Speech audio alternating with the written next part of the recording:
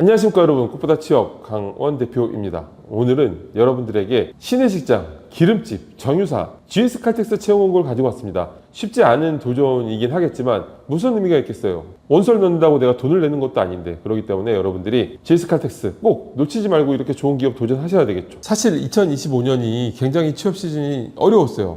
최근 들어서 역대급으로 정말 어려운 시즌이었던 걸로 저는 생각하는데, 이유가 뭐고 그리고 어떻게 대응해야 되는지는 제가 드리는 위에 영상 링크 보시면 명확하게 아실 수 있을 거고요. 여러분들이 상담에 오시면 직무 설정, 방향성 설정, 대체 내 스펙으로 어느 정도 기억할 수 있는지, 지금 내 자소서 상태가 얼마나 형편없는지, 이런 것들 제가 확실하게 해드리면서 제가 쓴 자소서 퀄리티도 보여드릴 수 있으니까 찾아오시면 좋을 것 같고요. 여러분들의 구독과 좋아요가 저한테 큰 힘이 되니까 구독, 좋아요 꼭 부탁드리겠습니다. GS 칼텍스 어떤 기업일까요? GS 본사 건물이 이제 역삼 쪽에 있죠. 저희 사무실 근처에 있어서 자주 보는데, 뭐 여기 밥이 맛있다는 소문도 있고 가보진 않았지만, 자, 일단 어떤 일을 할까요? 당연히 정유 일도 하고 석유화학 일도 하고 윤활유 같은 사업들도 하고 있죠. 석유랑 관련된 일들을 다양하게 하고 있다고 생각하시면 됩니다. 그리고 이번에 채용 직무가 많은데 특히 문과 쪽 직무도 있어요. 여기 리테일 커머셜 영업 이쪽이 아무래도 TO가 제일 많을 테니까, 여러분들이 GS 칼텍스에 꼭 가고 싶으신 분들은 여기로 지원하는 게 문과분들이라면 확률적으로 좋겠죠. 자, 항목이 3개예요. 일단은 첫 번째 항목은 지원 동기하고 성장 계획인데, 500자밖에 안 되니까 기업 지원 동기하고 입사업 후보에서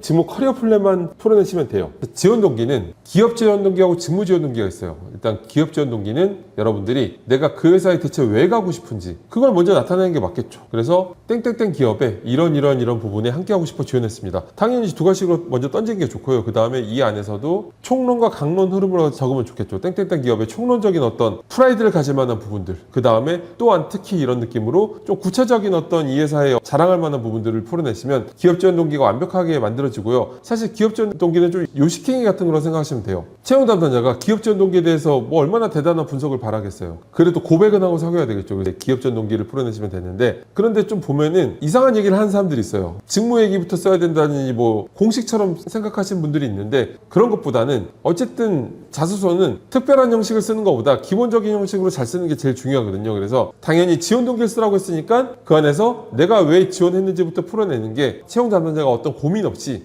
지원 동기를 썼구나라는 걸 의식하는데 도움이 되겠죠. 그러면 고민하게 되면 읽기 싫어지니까 고민 없이 딱 지원 동기로 명백하게 작성하신 다음에 직무 지원 동기를 풀어내시면 돼요. 다만 또 기업 지원 동기에서 주의하셔야 될 부분이 그 회사의 맞춤형 얘기를 쓰는 거겠죠. 그런데 꼭 상생이나 뭐 ESG 이런 거 쓰는 분들이 있는데, 그러면 사실 이거는 내가 ESG 하는 회사는 다 가고 싶은 거잖아요. 그 회사의 맞춤형 얘기들이 아니죠. 마치 제가 누구한테 고백할 때 나는 머리 긴 여자 좋아하는데 네가 머리가 길어서 좋아라고 하는 거하고 무슨 차이가 있겠어요. 그래서 그 회사의 핏한 얘기를 딱 쓰는 거예요. 그 다음에 이제 직무 지원 동기를 말씀드리면, 직무 지원 동기는 정말 경험에 기반해서 써야 돼요. 대학 시절 뭐 이런 경험들을 통해서 이 업무에 관심을 갖게 됐고, 그 이후에 이런 업무를 수행하면서 관심도를 구체화시켰다, 이런 식으로 적는 거겠죠. 여러분들이 그 업무에 대한 어떤 설명을 적는 건 아무 의미가 없어요. 여러분들의 경험에 관심 있는 거니까 그렇게 풀어내시는 게 좋습니다. 그 지원 동기에서 직무 지원 동기를 날려버리고 기업 지원 동기만 쓰는 거죠. 그리고 이제 입사업 후보에 입사업 커리어 플랜 부분, 입사 후에 이런 업무를 이렇게 하고 저런 걸 저렇게 하고 이런 걸 이렇게 하겠다라고 이제 단계적으로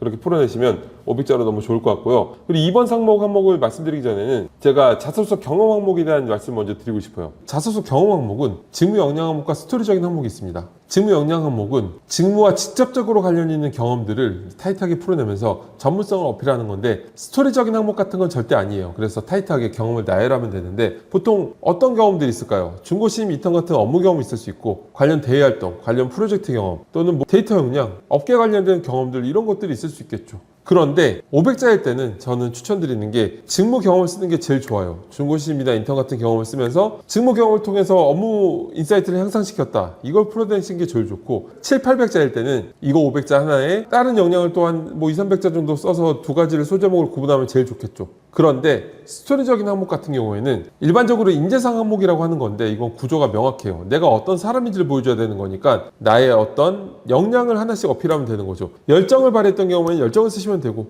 커뮤니케이션 역량을 어필해야 되는 경우에는 커뮤니케이션 역량이 나오면 되는 거예요. 그런데 이 스토리텔링 항목은 구조가 있습니다. 바로 상황을 제시하고 그 다음에 문제점이 명확해야 이 문제를 해결해 나가는 과정에서 이 사람이 어떻게 나갈까라는 궁금증에 보게 되겠죠. 모든 스토리텔링은 문제가 명확해야 뒤를 볼 만한 어떤 흡입력이 생긴 거예요. 그 다음에 중간 이상의 분량을 여러분들이 이 문제를 어떻게 해결했는지 이걸 타이트하게 풀어내시면 되는데, 이 두 가지의 구체적인 군법은 제가 위에 드리는 영상 링크 보시면 명확하게 이해하실 것 같습니다. 그러면 이번 항목은 직무 역량 항목이겠죠. 직무 역량 중에서 제일 어필하기 좋은 건 뭘까요? 물론 제일 좋은 건 정말 핏하게 뭐 내가 어떤 정유사에서 어떤 보직으로 뭘 하고 이런 걸 텐데, 그런 게 많이 없잖아요. 많이 없으니까 일단은 여러분들이 업무 자체에 맞추는 거예요. 다른 업계더라도 영업관리 비슷한 업무를 했다면 여기 리테일 영업에 내가 영업관리 직접 해봤다, 이런 걸로 업무 경험을 풀어내는 게 제일 좋겠죠. 그런 게 없더라도 각자 직무에 맞게끔 뭐 프로젝트 경험, 협상력, 뭐 데이터력 이런 것들을 풀어내면 좋을 것 같고요. 3번 항목은 문제 해결 경험. 이게 스토리텔링 항목이에요. 스토리텔링 항목인데 1500자니까 보통 1500자면은 짧은 거 2개 정도 넣으면 되겠죠. 그래서 문제 해결 경험이니까 여기도 보세요. 해결 방법에 새로운 시도, 협업, DX 등이라고 돼 있잖아요. 이 문제 해결이라는 게 모든 스토리텔링에 다 어려운 문제가 나오게 만들어 놨기 때문에, 그래서 여러분들이 마음에 드는 거, 평소에 맞는 거 중에 마음에 드는 거 2가지를 넣으시면 됩니다. 저희 코포다 취업 학생들 같은 경우에는 그냥 여기 나와 있는 예시대로 새로운 시도로 힘들었던 경험 같은 거 하나 넣고, 그리고 협업 경험 하나 넣으면 좋을 것 같아요. 자, 오늘 GS 칼텍스 채용 공고를 봤는데 GS 칼텍스가 굉장히 만만치 않은 기업이지만 여러분들한테 어쨌든 취업은 확률의 문제이기 때문에 좋은 기회를 만들 수 있지 않을까 하는 생각으로 한번 덤벼보시는 것도 괜찮을 것 같습니다. 감사합니다.